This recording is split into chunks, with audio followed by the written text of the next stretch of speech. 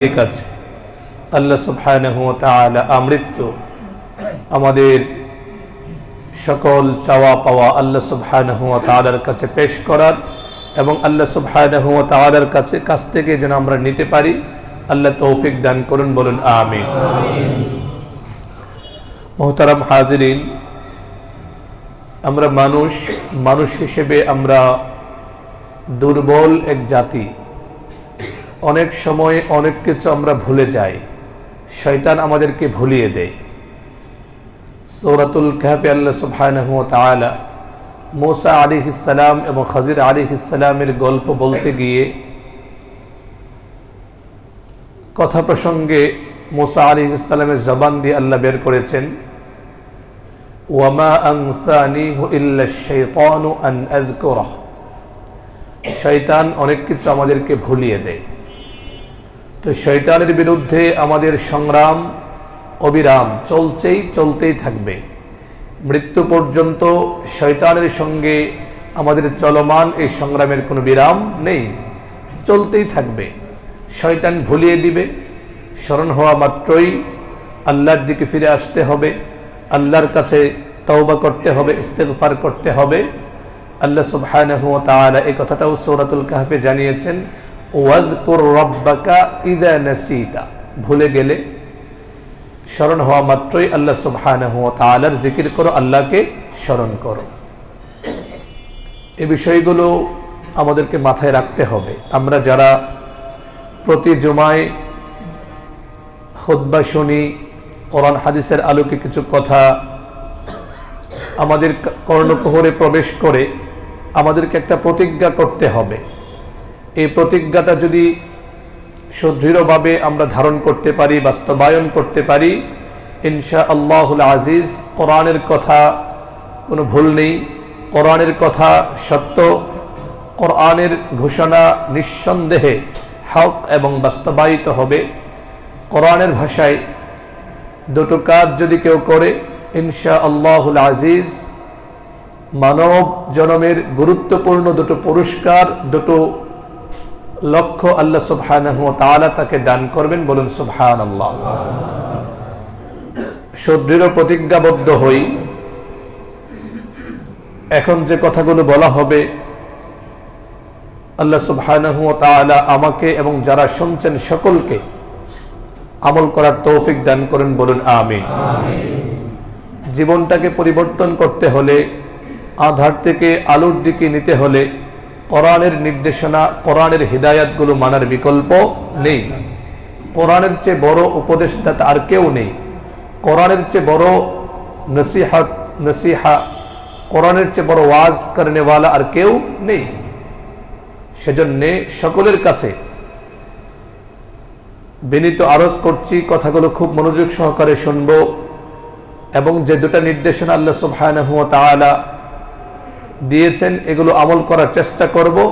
ইনশাআল্লাহুল আজিজ অবশ্যই জীবন পরিবর্তিত হবে, সুন্দর হবে। আল্লাহ হিদায়াত দান করবেন এবং জ্ঞানবান, বুদ্ধিমান, কোরআন হাদিসের আলোয় বুদ্ধিমানদের দলে আল্লাহ শামিল করে নেবেন। সুবহানাল্লাহ। কি সেই দুটো কথা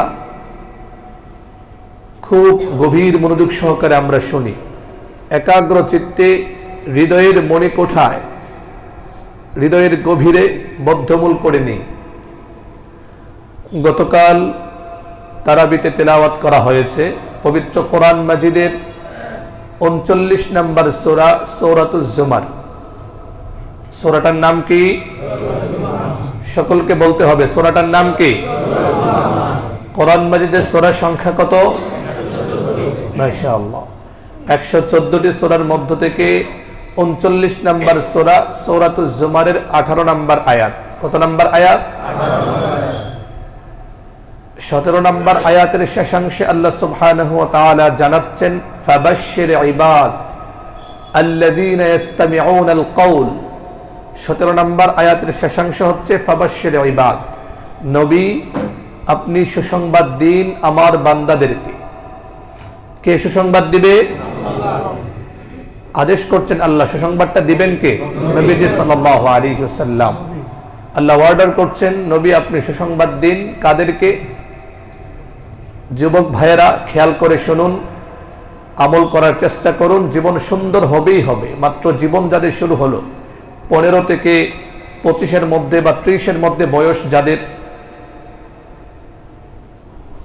তারা খুব ভালো করে, সবাই তো শুনবো, বিশেষ করে যে বয়সের কথা বললাম 15 থেকে 30, এই বয়সে যারা আছে তারা যদি এটা বদ্ধমূল করে নিতে পারি এবং যাপিত জীবনে এটার বাস্তবায়ন করতে পারি, ইনশাআল্লাহুল আজিজ শয়তান আপনাকে আমাকে বিপথগামী করতে পারবে না, হিদায়াতের পথ থেকে বিচ্যুত করতে পারবে না।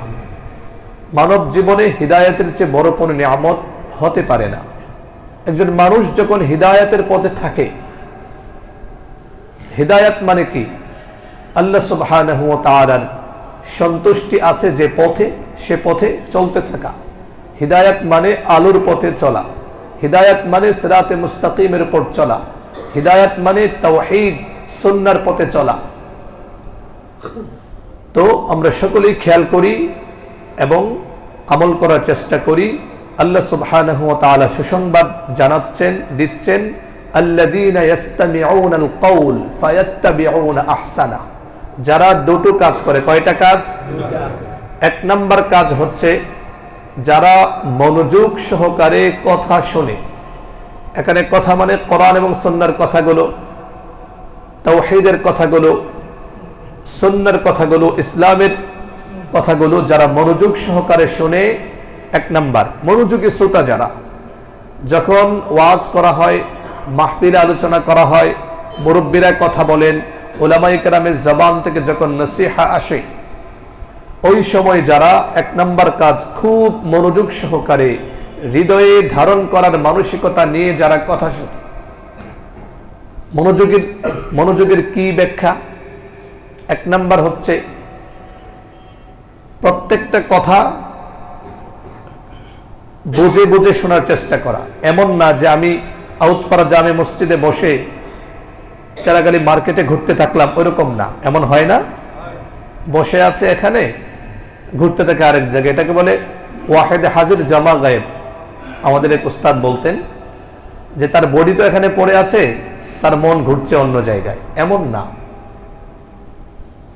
সাহাবাই কেরাম অল্প সময়ে সফলতার সর্বোচ্চ চড়াই উন্নীত হয়েছেন। এর একটা বড় কারণ হচ্ছে তারা এই আয়াতের প্রথম অংশের উপর আমল করেছেন। কি? সাহাবাই কেরাম এত মনোযোগ সহকারে কথা শুনতেন, হাদিসের ভাষায় কান্নাত তুয়ুর আলা রুউসিহিম, যেন তাদের মাথায় পাখি বসে আছে। সুবহানাল্লাহ। যে ডালটা বারবার নড়ে সেখানে কি পাখি বসে? স্থির ডাল যেটা, সেখানে পাখি বসে। তো সাহাবাই কেরাম খুব মনোযোগ সহকারে একাগ্র চিত্তে তারা কথা শুনতেন। নবীজি সাল্লাল্লাহু আলাইহি ওয়াসাল্লাম যখন কথা বলতেন, এক নাম্বার তারা এদিক সেদিক তাকাতেন না। দুই নাম্বার তারা কথাগুলো হৃদয়ের কান দিয়ে শুনতেন। তিন নাম্বার মন দিল হাজির রাখার চেষ্টা করতেন। তো এক নাম্বার কাজ হচ্ছে যারা মনোযোগ সহকারে কথা শুনে, ফায়াত্তাবিউনা আহসানা, কথা শোনার পরে উত্তম অংশ যেটা, যেটা আমল করার, যেটা গ্রহণ করার সেটা গ্রহণ করে, যাপিত জীবনে সেটাকে বাস্তবায়ন করে, আর যেটা বর্জন করার সেটা বর্জন করে। মোট কথা আমলের বাস্তবায়ন ঘটায়। তো কয়টা কাজ হলো? সূরাটার নাম কি বলেছিলাম? সূরাতু আজ-জুমার। আমরা ঘুমাবো না, একটু মনোযোগ সহকারে শুনবো। ঘুমিয়ে পড়লে কিভাবে হবে? দেখুন, একটা সপ্তাহ পরে আপনারা এখানে আসেন, উইকলি ক্লাস এটা, যদি এখানে ঘুম চলে আসে তা তো দুঃখজনক।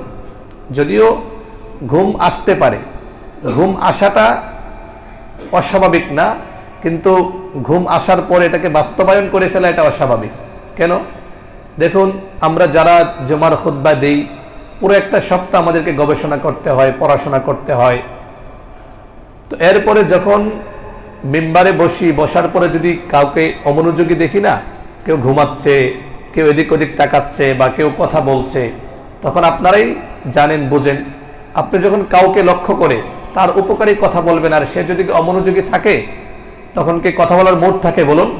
থাকে না। এজন্যে ঘুমাবো না, আমরা ঘুমের সঙ্গে একটু লড়াই করি। লম্বা সময় তো আলোচনা হয় না, 40 মিনিট থেকে 45 মিনিট আলোচনা হয়। কথাগুলো এজন্য বলছি, একটা প্রতিজ্ঞা, একটা গোল সেট করে নিই আমরা, প্রতিজ্ঞাবদ্ধমূল হই, প্রতিজ্ঞাবদ্ধ হই। সপ্তাহে একদিন জুমার খুতবাটাকে সর্বোচ্চ মনোযোগ সহকারে শুনবো, ঘুমকে তেপান্তরে পাঠিয়ে দিব। ঘুম যেন আমার কাছে আসলেও আমাকে সালাম দিয়ে দৌড়ে চলে যায়। সম্ভব হলো না ইনশাআল্লাহ? ঘুম তো এটা মানুষের নিয়ন্ত্রণের মধ্যেই। এর বাস্তব প্রমাণ কি? রাত 3টায় আপনার ট্রেন, একান্ত চূড়ান্ত গাফেল মানুষ ছাড়া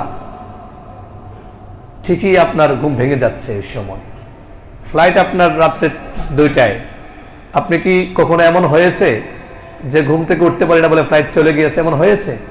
এটাই প্রমাণ করে ঘুমটা অনেকটাই আমাদের নিয়ন্ত্রণের মধ্যে। চাইলে আমরা পারি, আল্লাহ সুবহানাহু ওয়া তাআলা সেই ক্ষমতাটা দিয়েছেন। কত মানুষ আছে সারা রাত জাগে, কত মানুষ নাইট গার্ড যারা, তারা সারা রাত জাগছে না। তার মানে বোঝা যায় ঘুমটাকে নিয়ন্ত্রণ করা সম্ভব। সেজন্যে সকলের কাছে বিনীত অনুরোধ, পুরো সপ্তাহের পড়াশোনার সারনির্দেশ আপনাদের সামনে উপস্থাপন করা হয়। শুধু এখানেই না, যখন যেখানে আমরা জুমার খুতবা শুনবো, মাহফিলের তাফসীর বয়ান শুনবো, বা যে কোনো তাফসীর শুনবো, যে কোনো উলামায়ে কেরামের জবান থেকে কথা শুনবো, সর্বোচ্চ মনোযোগ সহকারে আমরা শুনবো। ঠিক আছে ইনশাআল্লাহ? 2 নম্বর কাজ হচ্ছে আমরা খুব বাস্তব জীবনে আমল করার চেষ্টা করব। এই দুটা কাজ যদি আমরা করতে পারি ইনশাআল্লাহুল আজিজ, সূরাতুল জুমারের এই 18 নম্বর আয়াতে আল্লাহ সুবহানাহু ওয়া তাআলা জানাচ্ছেন, আগের দুটো কাজ যারা করবে আল্লাহ তাদেরকে দুটো পুরস্কার দান করবেন। 1 নম্বর পুরস্কার, উলাইকাল্লাযীনা হাদাহুমুল্লাহ, এরাই তারা যাদেরকে আল্লাহ সুবহানাহু ওয়া তাআলা হিদায়াত দান করবেন। সুবহানাল্লাহ। আপনাদেরকে প্রশ্ন করি, আল্লাহ যদি হিদায়াত দেন, শয়তান বা শয়তানের দোসররা আপনাকে বিপদগামী করতে পারবে? শয়তান আপনাকে বেনামাজি বানাতে পারবে? শয়তান আপনাকে ধোঁকা দিয়ে বোনের সম্পদ আত্মসাৎ করার মতো প্ররোচনা দিতে পারবে? দিতে তো পারবে, কিন্তু আপনাকে বিপদগামী করতে পারবে না। কারণ হাদাহুমুল্লাহ, হিদায়াত আল্লাহ বলছেন, আল্লাহ স্বয়ং তাকে হিদায়াত দান করবেন। সুবহানাল্লাহ। তাকে হিদায়াতের পথে আল্লাহ রাখবেন। আর আল্লাহ যদি কাউকে হিদায়াতের পথে রাখেন, শয়তান এবং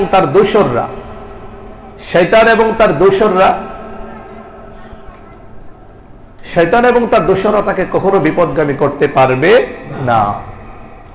দ্বিতীয় পুরস্কার হচ্ছে ওয়া উলাইকা হুম উলুল আলবাব। দেখুন কোরআনে কারীমে আল্লাহ বারবার যাদের প্রশংসা করেছেন তাদের অন্যতম হচ্ছেন উলুল আলবাব।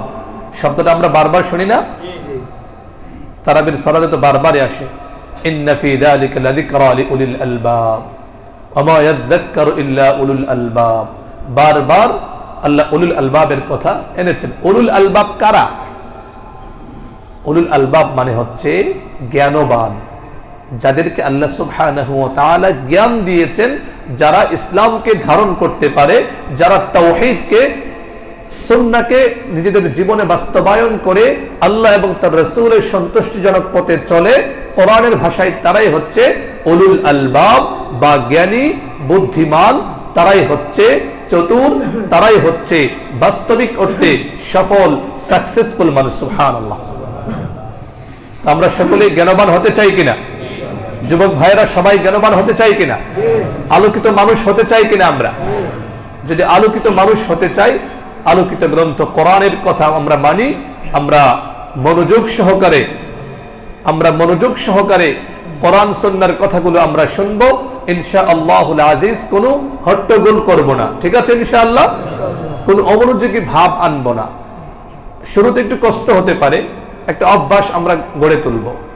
যখনই কোনো মজলিসে যাব, একটু মনটাকে আল্লাহ অভিমুখী করে, যেটা কত গুরুত্বপূর্ণ। আমি যদি এখানে মনোযোগ সহকারে কথা শুনি, উলামায়ে কেরামের জবান থেকে কথাগুলো যদি আমি শুনি এবং আমল করার চেষ্টা করি, আল্লাহ বলেছেন কোরআন মাজিদে সূরাতুজ জুমারের 18 নম্বর আয়াতে আল্লাহ জানাচ্ছেন যে আল্লাহ হিদায়াত দিয়ে দিবেন। আর হিদায়াতের চেয়ে বড় নিয়ামত আর কি হতে পারে বলুন? এজন্য যুবক ভাইয়েরা এবং যারা মুরব্বীরা যারা আছেন সকলে প্রতিজ্ঞা করুন, যতদিন পর্যন্ত আমরা দুনিয়াতে বেঁচে থাকবো কোরআন সুন্নাহর কথাগুলোর সর্বোচ্চ গুরুত্ব এবং মনোযোগ সহকারে শুনবো। ঠিক আছে ইনশাআল্লাহ? বয়ানের সময় আমরা ঘুমিয়ে যাব বা অমনোযোগী হব, এদিক ওদিক তাকাবো? ইনশাআল্লাহ এই ছোট্ট প্রতিজ্ঞাটা যদি আমরা বাস্তবায়ন করে ফেলতে পারি, ধীরে ধীরে আমাদের জন্য আল্লাহ পথ খুলে দিবেন। আল্লাহর ওয়াদা সত্য, ইন্না ওয়াদাল্লাহি হক, নিঃসন্দেহে আল্লাহর ওয়াদা সত্য, ইন্নাল্লাহা লা ইখলিফুল মিআদ। আল্লাহ সুবহানাহু ওয়া তাআলা প্রতিশ্রুতির ব্যতিক্রম করেন না। আল্লাহ যখন জ্ঞানবান হওয়ার প্রতিশ্রুতি দিয়েছেন, আল্লাহ যখন হিদায়ার নিয়ামত দেওয়ার ঘোষণা দিয়েছেন, নিঃসন্দেহে সেটা সত্য। সেটাকে মনে প্রাণে বিশ্বাস করে আমরা আজকে থেকে প্রতিজ্ঞা করি কোন অমনোযোগী হব না, এদিক সেদিক তাকাবো না। যদি বয়ানের সময় কখনো কথা বলার প্রয়োজন হয়, এমন ভাবে ধীরে ধীরে যেন আওয়াজটা আমার পর্যন্ত না আসে, বা দেখা যায় এমন কোন আচরণ যেন না হয় যার কারণে আমার আলোচনায় বা যে কোনো খতিবের আলোচকের আলোচনায় ব্যাঘাত ঘটে। আমরা এমনটা করব না। ঠিক আছে ইনশাআল্লাহ? কারা কারা প্রতিজ্ঞা করেছেন দু হাত তুলে দেখান। লিল্লাহি তাকবীর, মাশাআল্লাহ। আমরা ধীরে ধীরে প্রতিজ্ঞাবদ্ধ হই, কোরআন থেকে আলো নেই, হিদায়াত গ্রহণ করি। আল্লাহ তৌফিক দান করুন, বলুন আমিন। মুহতারাম হাজিরিন, রমজানুল মুবারকের দ্বিতীয় দশক প্রায় শেষ দিকে। আজকেই সূর্যাস্তের মাধ্যমে দ্বিতীয় দশকের পরিসমাপ্তি ঘটতে যাচ্ছে, এবং আজকের সূর্যাস্তের পর থেকে রমজানুল মুবারকের সবচেয়ে গুরুত্বপূর্ণ যে দশক, শেষ দশক, সেটা আসতে যাচ্ছে। বড় কষ্ট, দুঃখ ভারাক্রান্ত হৃদয় আমাদের রক্তক্ষরণ হতে হতে, দুঃখ পেতে পেতে আসলে এখন আর কি বলবো, ভাষা আমাদের নেই। পৃথিবীর মুসলমানরা, 200 কোটি মুসলমান যখন সারাদিন রোজা শেষে রকমারি ইফতার নিয়ে বসে নানা পদের খাবার খায় সাহারির সময়, ঠিক সে সময় ফিলিস্তিনের মজলুম ভাই বোনেরা রক্ত নদী পাড়ি দিয়ে মৃত্যুর সঙ্গে তারা মুহূর্তে মুহূর্তে দেখা করছে। এমত অবস্থায় একজন মুসলমান, একজন মানুষ হিসেবে এগুলো যখন পত্রিকায় দেখি, মিডিয়ায় যখন সামনে আসে, কোনো কিছুই ভালো লাগে না। হৃদয়ে রক্তক্ষরণ হতে হতে 1.5 বছর তো কতভাবে জালেমরা নির্যাতন নিপীড়ন চালালো, লক্ষাধিক মানুষকে শহীদ করলো। চুক্তি ছিল এখন, যুদ্ধবিরতির চুক্তি। এই অসভ্য বর্বর মানবতার কলঙ্ক এই জানোয়াররা রমজানুল মুবারকে নিষ্পাপ বাচ্চাদেরকে আবার ওরা শহীদ শুরু করে দিয়েছে। বিমান হামলা করে করে করে করে সাহারির সময়, ইফতারির সময়, যখন বরকতময় মুহূর্তগুলো, এই অসভ্য বর্বর জানোয়াররা তারা এই সময় নিষ্পাপ বাচ্চাদেরকে মারছে। হায় রে জীবন! আল্লাহ সুবহানাহু ওয়া তাআলার ফয়সালা যথার্থ, আমাদের বুঝে আসলেও যথার্থ, না বুঝে আসলেও যথার্থ। মুসলমান হিসেবে আমাদের হৃদয়ে রক্তক্ষরণ। আমরা আল্লাহ সুবহানাহু ওয়া তাআলার কাছে দোয়া করি, আল্লাহ তাআলা যেন আমাদের ভাই বোনদের এই কুরবানিকে কবুল করেন, বলুন আমিন। আল্লাহ যেন আমাদের হৃদয়ে প্রশান্তি দেন, বলুন আমিন। অনেক অনেক রক্তক্ষরণ হচ্ছে আমাদের হৃদয়ে। জীবদ্দশায় যেন এই জানোয়ার, বর্বর, অসভ্য, এই হিংস্র হায়নাদের করুণ পরিণতি যেন আল্লাহ আমাদেরকে দেখে যাওয়ার তৌফিক দান করেন, বলুন আমিন। যারা এই নিষ্পাপ বাচ্চাদের প্রতি দয়া করছে না, আল্লাহ যেন ওদেরকে দুনিয়া আখিরাতে দয়া না করে। আল্লাহ যেন ওদেরকে দুনিয়াতে এমন ভাবে ওদেরকে নিশ্চিহ্ন করেন যে মানুষ পৃথিবীর যে মানচিত্র দেখে, এই মানচিত্রে যেন ওদের কোনো নাম নিশানাও না থাকে, বলুন আমিন। আর মুসলিম শাসক যারা, আল্লাহ যেন ওদের ভিতরে পৌরুষ জাগিয়ে দেন, কাপুরুষতা দূর করে দিয়ে, পৌরুষ জাগিয়ে দিয়ে মধ্যপ্রাচ্যের বিষ পোড়া অসভ্য জারজ ইসরায়েলিদেরকে এমন ভাবে যেন শায়েস্তা করতে পারে, শাসকদেরকে আল্লাহ যেন তৌফিক দান করেন, বলুন আমিন। আর আমরা যারা কিছুই করতে পারছি না, অন্তত আমাদের ইফতার, সাহারি, তাহাজ্জুদ, অন্যান্য সময়ের মাকবুল দোয়াতে আমরা এই মজলুম ভাই বোনদের, ওরা নিঃসন্দেহে সফল, ওরা আল্লাহর কাছে চলে যাচ্ছে।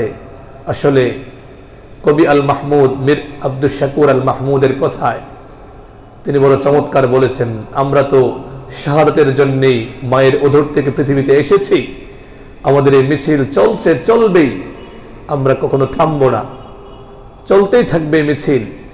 আমরা দোয়া করি আল্লাহ সুবহানাহু ওয়া তাআলা এই মুসলিম মুসলমান ভাই বোনদের এই যে সীমাহীন আত্মত্যাগ, জীবনের চেয়ে প্রিয় একটা মানুষের কাছে আর কি আছে, আল্লাহ যেন এই আত্মত্যাগকে কবুল করে বাইতুল মুকদ্দাস মসজিদে আকসাকে মুসলমানদের হাতে ফিরিয়ে দেন, বলুন আমিন।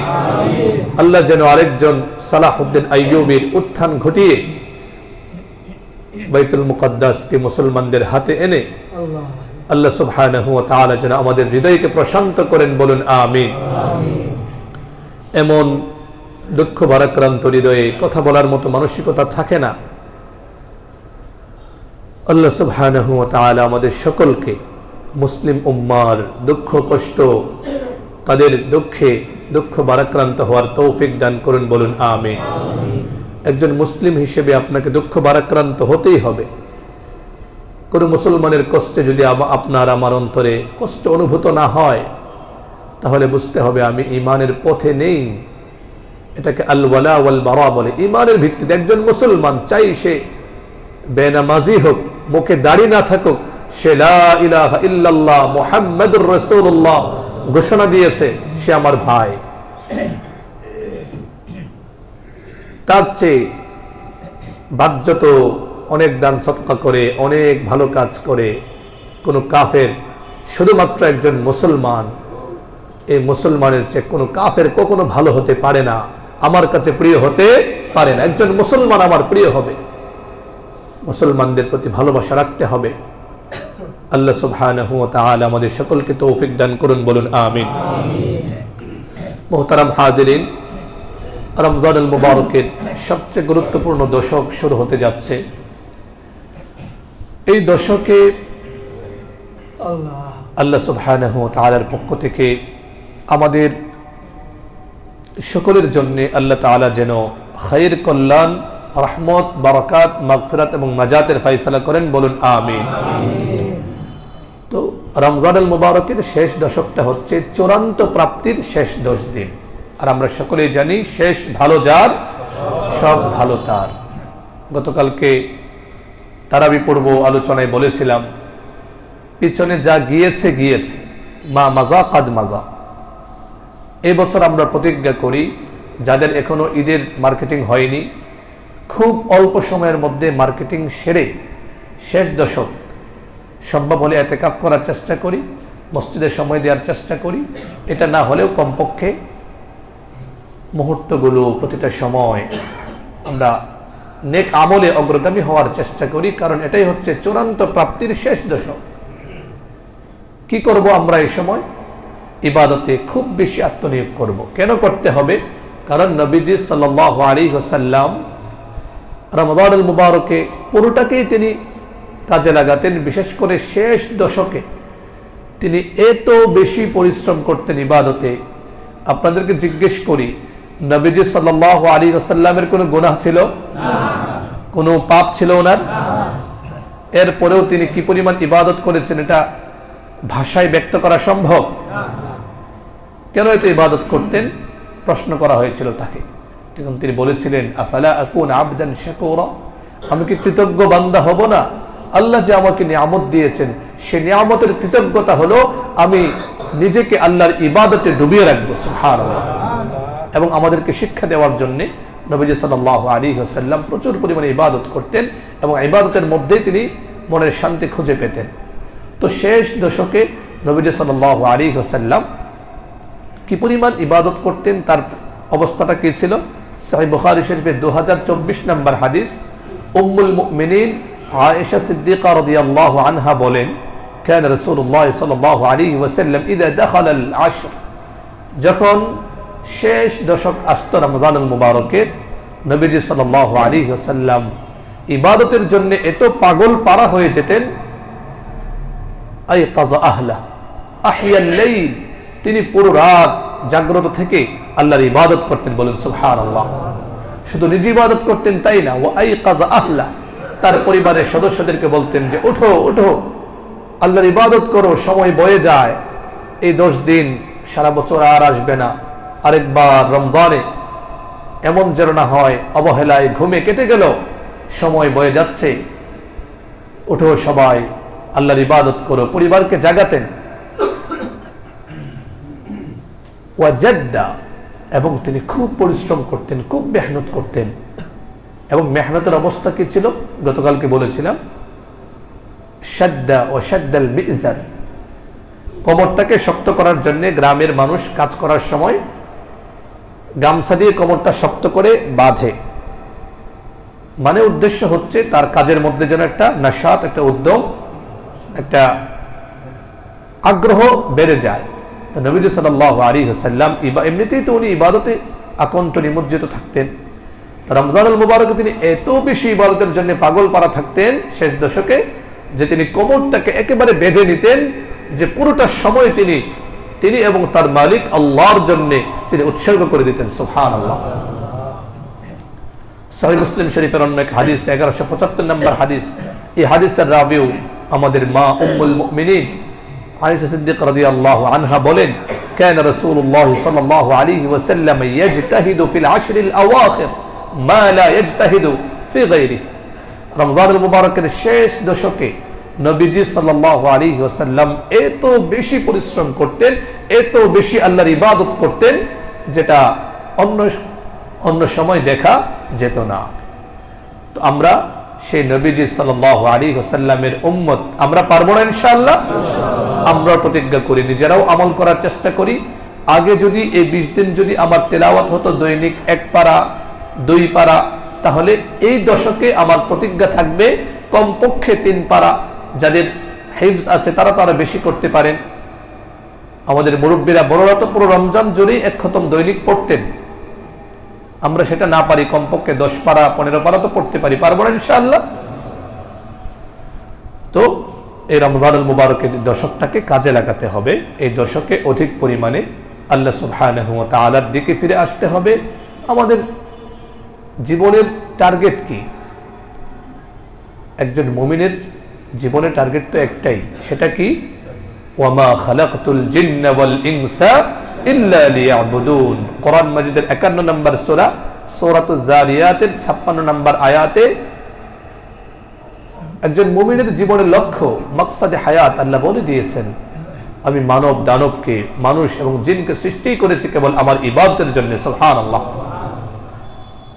তো আমরা আপন আপন জায়গা থেকে প্রচুর পরিমাণে চেষ্টা করি, ইবাদতের পরিমাণ বাড়িয়ে দেই।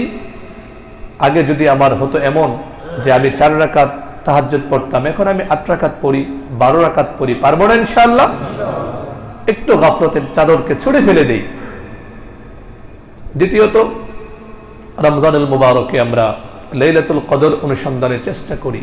লাইলাতুল কদর আমরা তো সকলেই, সূরাটা আমাদের সকলেরই মুখস্থ আছে, কোরআনুল কারীমের স্বতন্ত্র সূরা আছে না? قال الله تبارك وتعالى إنا أنزلناه في ليلة القدر وما أدراك ما ليلة القدر ليلة القدر خير من 1000 شهر। তাফসীর ইবনে কাসীরের বর্ণনা এসেছে লাইলাতুল কদরের গুরুত্ব কত বেশি। হযরত আলী ইবনে উরওয়া রাহিমাহুল্লাহ বর্ণনা করেন যে ذكر رسول الله صلى الله عليه وسلم يوما 4 من بني إسرائيل عبدوا الله 80 عاما لم يعصوه طرفة عين। একদিন নবী সাল্লাল্লাহু আলাইহি ওয়াসাল্লাম গল্প করছিলেন যে বনি ইসরাইলের 4 জন ব্যক্তি এমন ছিল যারা টানা 80 বছর আল্লাহর ইবাদত করেছে, সামান্য সময়েও তারা আল্লাহর নাফরমানি করেনি। সুবহানাল্লাহ। তো তারা কারা? তারা হচ্ছেন 1 নম্বর ফাযাকার আইয়ুব আলাইহিস সালাম, ওয়া জাকারিয়া এবং জাকারিয়া আলাইহিস সালাম, ওয়া হিজকিল ইবনুল আজুজ একজন নবী ছিলেন, ও ইউশা ইবনে নুন আলাইহিস সালাম। এই 4 জন তারা টানা 80 বছর আল্লাহর ইবাদত করেছেন, কোন ধরনের আল্লাহর নাফরমানি তারা করেননি। তো ফাহাজিবা আসহাবু রাসূলিল্লাহ সাল্লাল্লাহু আলাইহি ওয়াসাল্লাম মিন যালিক, এটা শুনে সাহাবায়ে কেরাম আশ্চর্য হয়ে গেলেন। টানা 80 বছর, তাও আবার একটা মুহূর্তের জন্য আল্লাহ নাফরমানি করেনি। فأتاه جبريل فقال يا محمد عجبت أمتك من عبادة هؤلاء النفر 80 سنة لم يعصوه طرفة عين। হে মুহাম্মদ সাল্লাল্লাহু আলাইহি ওয়াসাল্লাম, আপনার উম্মত তো আশ্চর্যান্বিত হচ্ছে, বিস্ময়ে হতবাক হয়ে যাচ্ছে যে এই চারজন মানুষ জাকারিয়া, আইয়ুব, হিজকিল, ইউশা আলাইহিমুস সালাম তারা টানা 80 বছর আল্লাহর ইবাদত করেছে। এটা শুনে তো তোমার উম্মত, আপনার উম্মত অনেক আশ্চর্যান্বিত হয়েছে। এখন আপনি উপহার গ্রহণ করুন, আপনি পুরস্কার আল্লাহর পক্ষ থেকে নিন। ফাকাদ আনজালাল্লাহু আযজা ওয়া জাল খায়রাম মিন যালিক। তারা 80 বছর ইবাদত করে যতটুকু পেয়েছে, আপনার উম্মতের জন্য আল্লাহ সুবহানাহু ওয়া তাআলা খুশি হয়ে তাদের 80 বছরের ইবাদতের চেয়ে বড় পুরস্কার আল্লাহ দান করছেন। বলেন সুবহানাল্লাহ। এরপর আল্লাহ সুবহানাহু ওয়া তাআলা সূরাতু আল কদর, ইন্না আনজালনাহু ফি লাইলাতুল কদর ওয়া মা আদরাকা মা লাইলাতুল কদর লাইলাতুল কদরি খায়রুম মিন আলফি শাহর, এই যে সূরাটা পুরোটাই আল্লাহ সুবহানাহু ওয়া তাআলা নাযিল করে দিলেন। সুবহানাল্লাহ। হাযা আফযাল মিম্মা আজিবাত আনতা ওয়া উম্মাতুক। তারা 80 বছর ইবাদত করেছিল, আর এখানে বলা হয়েছে লাইলাতুল কদরের একটা রাত আল্লাহ সুবহানাহু ওয়া তাআলার কাছে 1000 মাসের চেয়েও শ্রেষ্ঠ।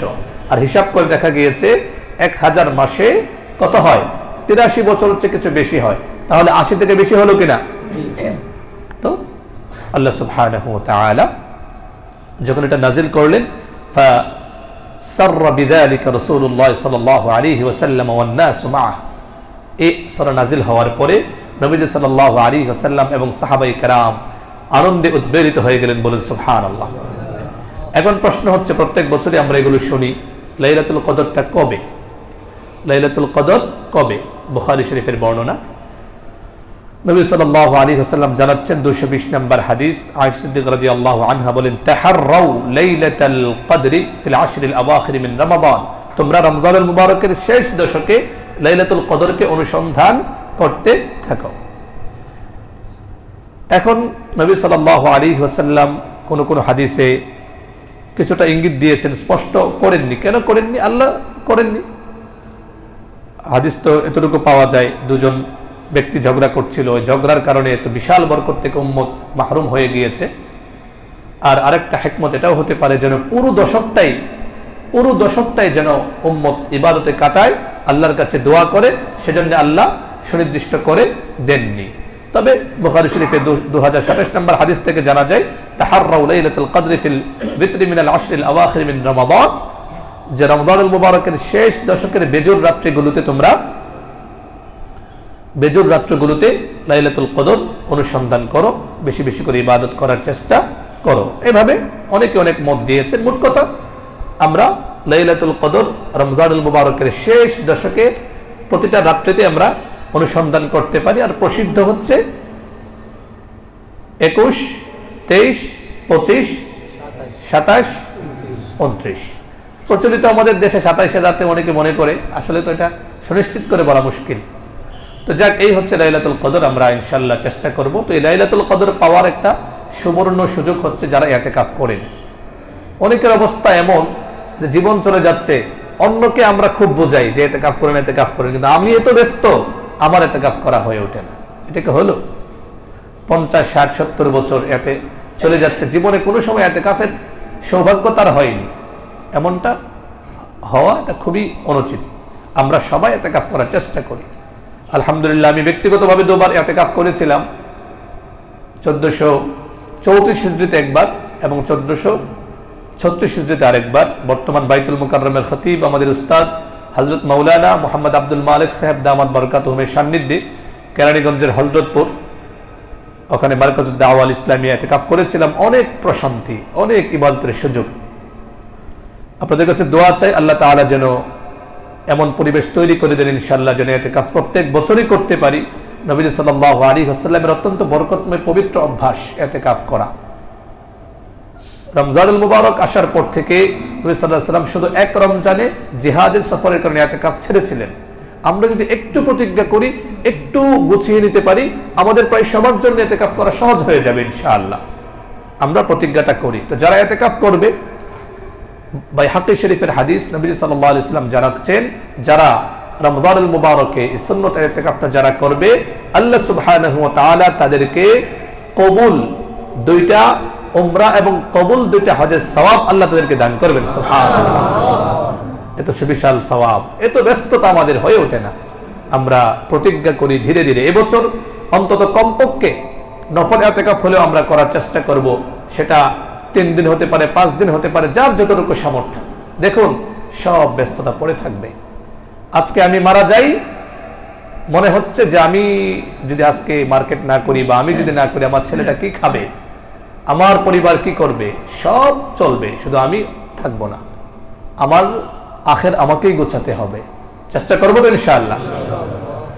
তো রমজানুল মুবারকের শেষ দিকের আরেকটি আমল সংক্ষেপে শেষ করে দিচ্ছি, সেটা হলো সাদাকাতুল ফিতর।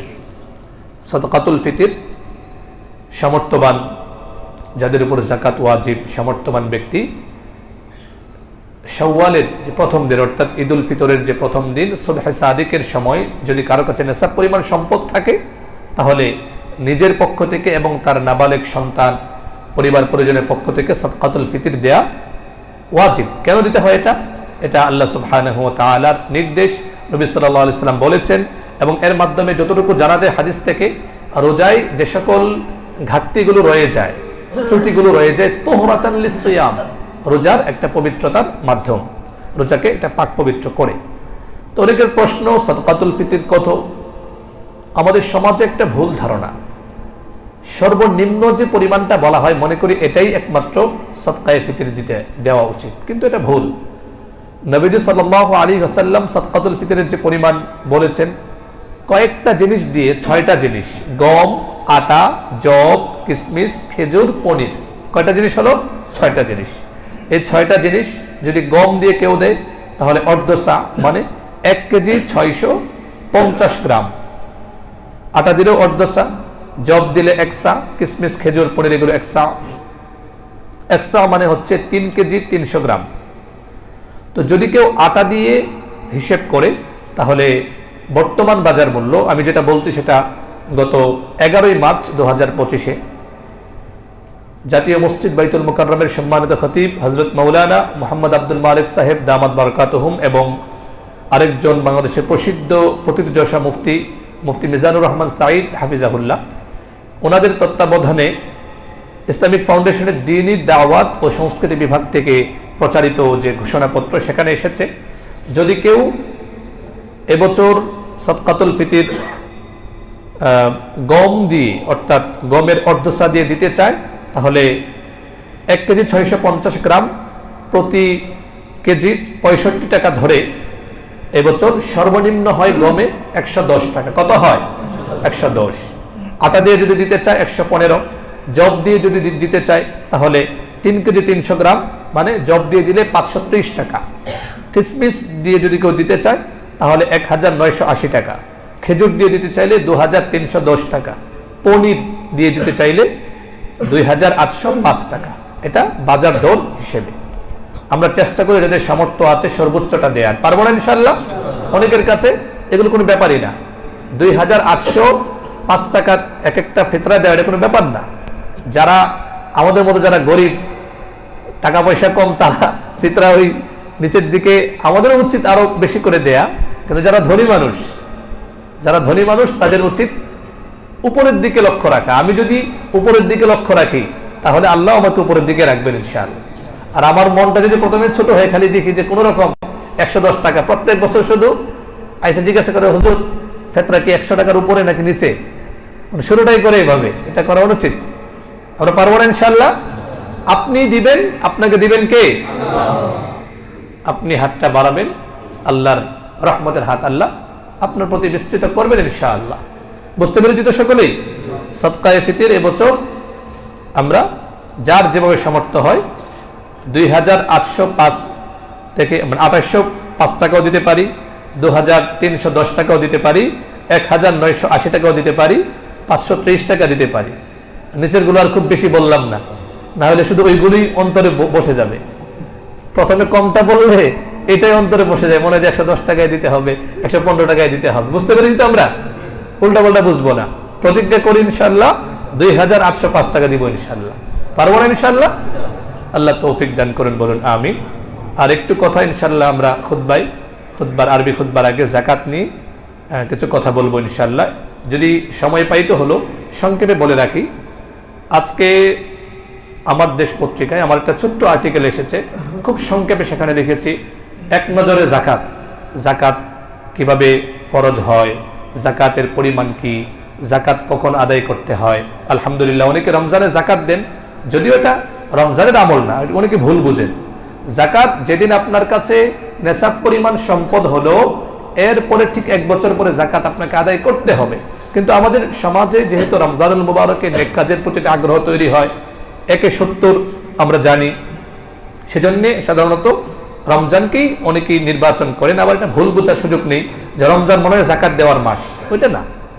যেহেতু রমজানে অনেকে জাকাত দেন, সেজন্য খুব সংক্ষেপে যদি কারো সুযোগ থাকে, আজকে আমার দেশ থেকে আপনারা এক কলামে ছোট্ট 3টা পয়েন্টে এসেছে, আমরা এটা দেখে নিতে পারি। আল্লাহ সুবহানাহু ওয়া তাআলা আমাদের সকলকে এভাবে দেখে বুঝে আল্লাহর বিধানগুলো বাস্তবায়ন করার তৌফিক দান করুন, বলুন আমিন।